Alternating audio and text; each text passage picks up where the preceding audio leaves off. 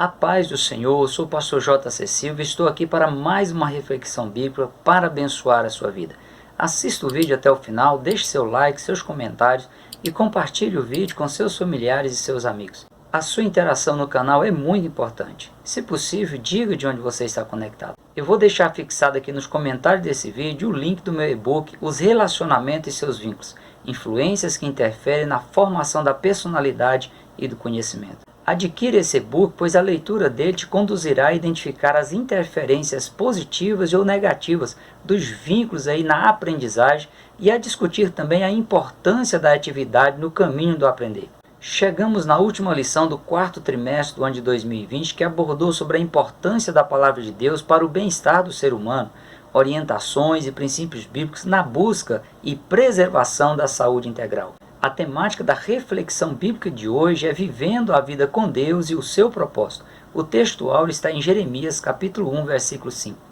Antes que eu te formasse no ventre, eu te conheci, e antes que saísse da madre te santifiquei, e às nações te dei por profeta.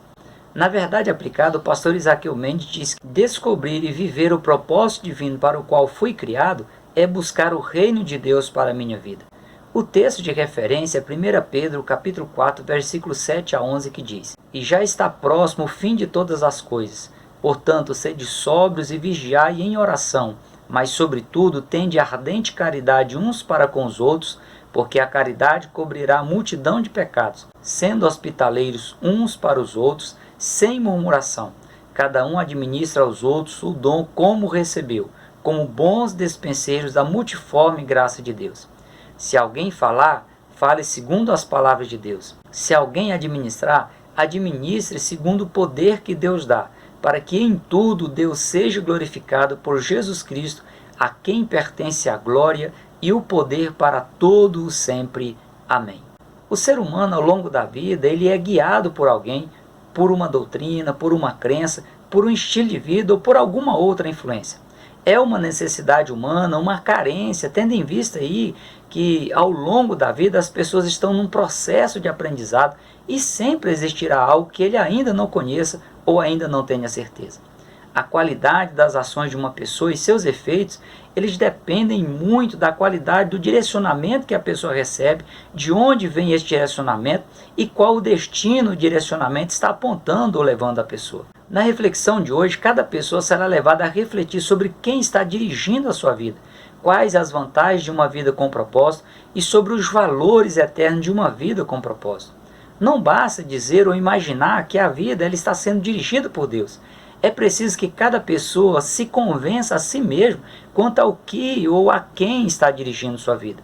O termo dirigir é um verbo transitivo direto que exprime uma ação direta de controle, de guia, de direcionamento. Quem dirige a vida de uma pessoa tem o controle sobre suas ações, sobre suas reações e suas não ações. Uma pessoa que é dirigida por outra, ela só vai para o lugar ou só concretiza uma ação que esteja em harmonia com a vontade de quem a dirige. E isso independe se as questões envolvidas são simples ou complexas. Quem é dirigido não escolhe o que fará, como fará ou o que deixará de fazer, pois ao se permitir ser dirigida por outra pessoa ou por algum tipo de crença, seja funcional ou disfuncional, a pessoa ela se obriga a fazer ou deixar de fazer somente o que lhe for determinado por quem ou por que a dirige. Sempre existirá algo por trás das ações, das reações e das não ações de cada pessoa. As perguntas que devem ser respondidas de forma pessoal são: o que ou quem dirige a minha vida? O que ou quem influencia a minha vida? Quais os resultados das pressões sofridas no decorrer da vida eu tenho colhido? Dentre tantas questões que podem ser analisadas por meio do acompanhamento pastoral ou de um especialista da psicologia ou da psiquiatria e que respondem a essas perguntas, o pastor Isaqueu Mendes ele traz 3 delas para a discussão. A primeira questão é que muitos são dirigidos pela culpa ou pelo sentimento de culpa que se instala na mente da pessoa e que exerce forte influência sobre as decisões da pessoa, controlando e dirigindo a pessoa. A qualidade de vida física, familiar, material e espiritual que cada pessoa vive no presente é resultado de suas ações no passado, de ocorrências do passado. E os resultados que cada pessoa vai colher no futuro dependem do que ela esteja plantando, do que ela esteja fazendo no presente. É indiscutível que os ambientes familiar, social, escolar, profissional e religioso, eles exercem forte influência na forma como uma pessoa desenvolve sua personalidade e também o seu caráter. O sentimento de culpa ele pode ser fruto de alguma tragédia, de alguma decepção ou desilusão que aconteceu no passado nesses ambientes e que a pessoa imagina que ela poderia ter evitado. Na maioria das vezes, foi algo que extrapolou os limites de ação ou reação da pessoa e que ela, na verdade, não teria como impedir ou evitar tal acontecimento. Nos casos em que de fato houve a culpa, precisa-se admitir que as situações da vida, elas não podem ser monopolizadas. Ou seja, geralmente as questões relacionadas à culpa não podem ser atribuídas a uma única pessoa. Além disso, o ser humano, dentro das limitações pessoais, é normal que ela venha a falhar. E uma falha nunca pode fazer com que a pessoa deixe de viver e seja feliz. Quando o sentimento de culpa são em relação a outras pessoas que são responsabilizadas por problemas ocorridos no passado, as mesmas considerações já feitas servem de igual modo a estes casos.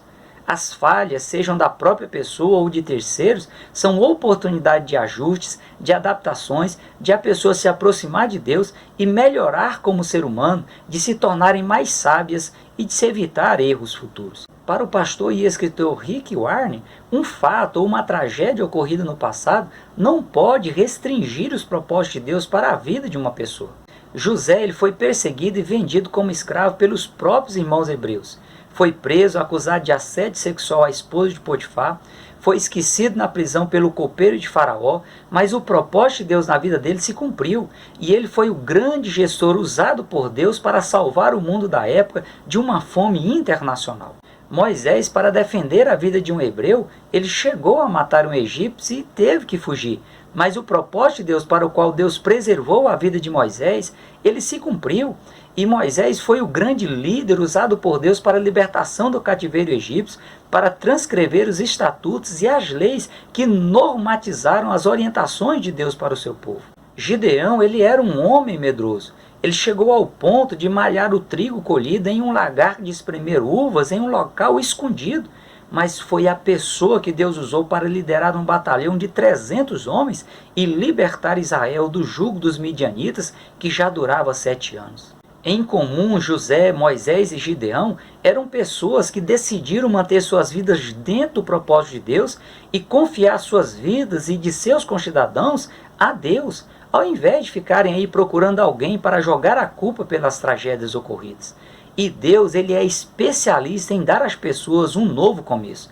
Às pessoas cabe aproveitar as oportunidades dadas por Deus na dependência de Deus.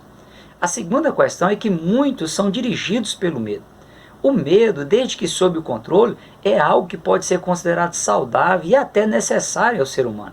No entanto, o medo em excesso bloqueia a pessoa e impede a pessoa até mesmo de tomar decisões simples na vida. Nem a incerteza do futuro ou as experiências negativas do passado podem impedir de a pessoa tocar a vida e desfrutar dela de forma sustentável. Apesar de as experiências negativas do passado afetarem a maneira da pessoa ver o mundo, afetarem a maneira de como a pessoa se relaciona com os outros e de afetar até mesmo o relacionamento da pessoa com Deus, se a pessoa ela exercitar a fé, as experiências negativas do passado elas podem ampliar a maneira como a pessoa vê o mundo, podem melhorar a maneira como a pessoa se relaciona com os outros e consolidar de fato o relacionamento da pessoa com Deus.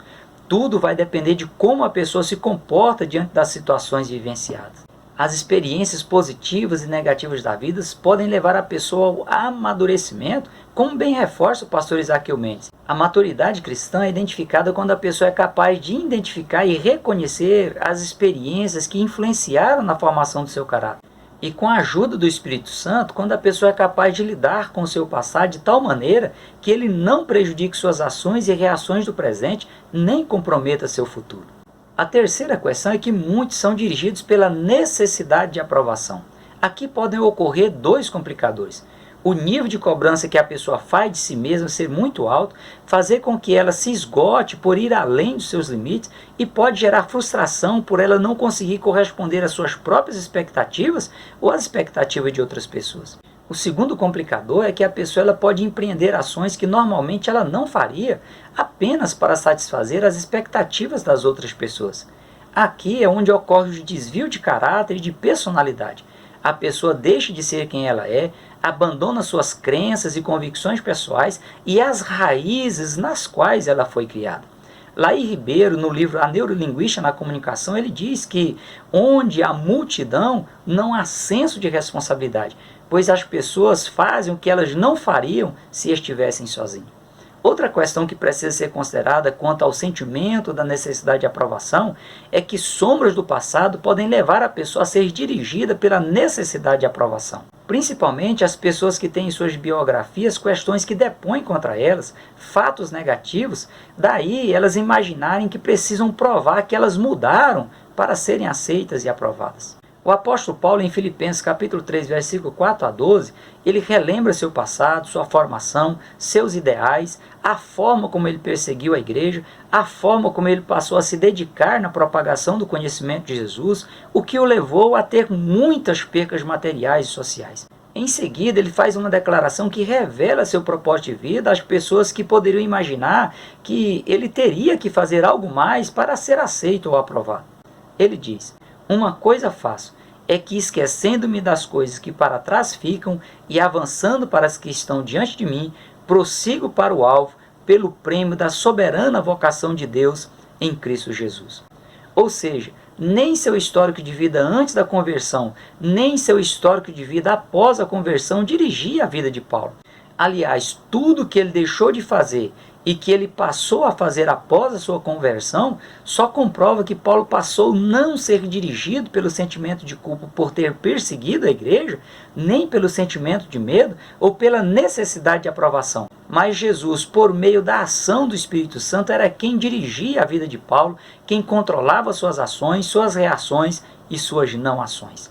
Era comum as pessoas de sua época buscarem aprovação diante das expectativas dos pais, dos parentes, dos amigos, dos fariseus, dos saduceus, dos sacerdotes da época, dos romanos, dos judeus ou da igreja primitiva, como também é comum às pessoas da atualidade. Mas para Paulo o que mais contava era ele preencher as expectativas divinas para a sua vida, ainda que ele precisasse passar por situações aflitivas ou de extremas adversidades. Por isso ele advertiu em Romanos capítulo 12, versículo 2. E não vos conformeis com este mundo, mas transformai-vos pela renovação do vosso entendimento, para que experimenteis qual seja a boa, agradável e perfeita vontade de Deus. Ainda que seja comum à sociedade de hoje viver a vida dirigida pelo sentimento de culpa, pelo medo ou pela necessidade de aprovação, o cristão ele precisa, em meio ao seu contexto de vida, trabalhar para mudar a sua mente, se deixar ser transformado pelo poder do Evangelho e eliminar as influências ímpias para ele poder conhecer o propósito de Deus para a sua vida e colocar esse propósito em prática. Vejamos agora as vantagens de uma vida com propósito. Para Ferreira, propósito é algo que se pretende fazer ou se pretende conseguir. É uma intenção, uma deliberação, uma determinação, uma resolução. E para que a pessoa tenha sucesso quanto ao seu propósito, ela precisa planejar. Ela precisa fazer um plano, elaborar um roteiro, traçar metas, programar. Para que uma pessoa permaneça firme em seu propósito de vida, ela precisa planejar a sua vida. E como em qualquer planejamento, há questões que, se forem desconsideradas, comprometerá o resultado final de forma trágica. Quanto ao seu projeto de vida pessoal, para que você tenha sucesso e atinja seu objetivo de experimentar aí grandes conquistas e ao final estar na eternidade com Deus, se livrando da condenação eterna, cada pessoa precisa conhecer o propósito de Deus para a vida humana quando Ele a criou. O que Deus pretendia fazer ou conseguir? Qual a intenção de Deus em criar o ser humano? O que Deus pretendia com a deliberação de criar o ser humano, criar você à sua imagem e sua semelhança? Por que Deus cumpriu tal determinação? A resolução divina em te criar visa o quê? Quais as metas de Deus para você? A obra criacional levada a efeito por Deus para depois inserir naquele ambiente o ser humano, bem como a forma como o ser humano foi criado, a imagem e semelhança de Deus, prova que Deus criou o ser humano para viver uma vida abundante. Para a terra, Deus ordenou que ela produzisse erva verde e árvores. As ervas verdes produziram sementes e as árvores produziram os frutos. Sem a terra, as ervas verdes e as árvores morrem. Se não existir ervas, inexistirá sementes. Se deixarem de existir as árvores, não haverá frutos. As águas, Deus ordenou que produzissem os animais aquáticos e marinhos conforme a sua espécie. Sem água, os animais aquáticos e marinhos não sobrevivem. Ao ser humano, Deus criou a sua imagem, a sua semelhança e o abençoou. Sem Deus e sem a bênção de Deus, o ser humano não sobrevive nas vidas físicas e espiritual. Isto porque nada sobrevive fora de sua origem. Por isso, sem Deus, a vida fica sem propósito. Sem Deus, a vida fica sem consistência. Sem a bênção de Deus, é impossível viver. Veja 2 exemplos de pessoas que experimentaram crises existenciais e que deixaram por instantes de ver propósito na vida. Em Isaías capítulo 49, verso 4, a parte A, o profeta Isaías, apesar de admitir o seu chamado desde o ventre materno, ele chegou a dizer: debalde tenho trabalhado, inútil e vãmente gastei as minhas forças. Aí ele recobra sua consciência por uma ação do Espírito de Deus e diz: todavia o meu direito está perante o Senhor e o meu galardão perante o meu Deus. Jó, diante das adversidades que lhe sobrevieram, ele diz: lembra-te de que a minha vida é como o vento e os meus olhos não tornarão a ver o bem.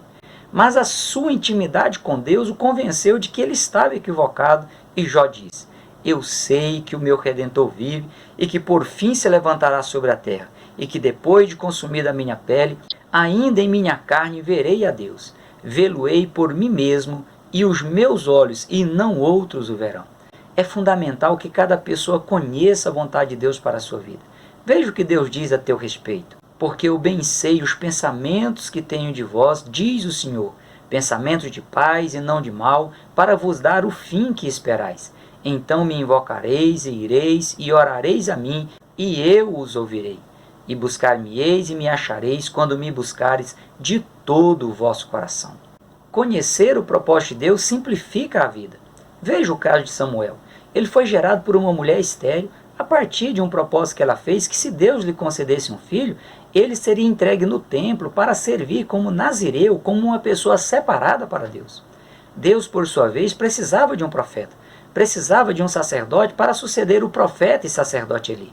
Entre os 3 e 6 anos de idade, Samuel foi entregue ao sacerdote Eli no templo na cidade de Siló, que era a capital religiosa na época dos juízes. E mesmo depois de um tempo, o texto bíblico diz: porém, Samuel ainda não conhecia o Senhor e ainda não lhe tinha sido manifestada a palavra de Deus. Somente depois de conhecer o propósito de Deus para a sua vida e de receber as diretrizes divinas, foi que Samuel deslanchou e se tornou profeta, sacerdote, legislador e, no último, juiz de Israel. Cada pessoa deve buscar amadurecimento e, para isso, precisa descobrir o propósito de Deus para a sua vida. Tente responder a pergunta: o que envolve a minha história de vida e como ela se encaixa no propósito de Deus para o ser humano? Isaías capítulo 26, versículos 3 e 4 diz: tu conservarás em paz aquele cuja mente está em ti, porque ele confia em ti.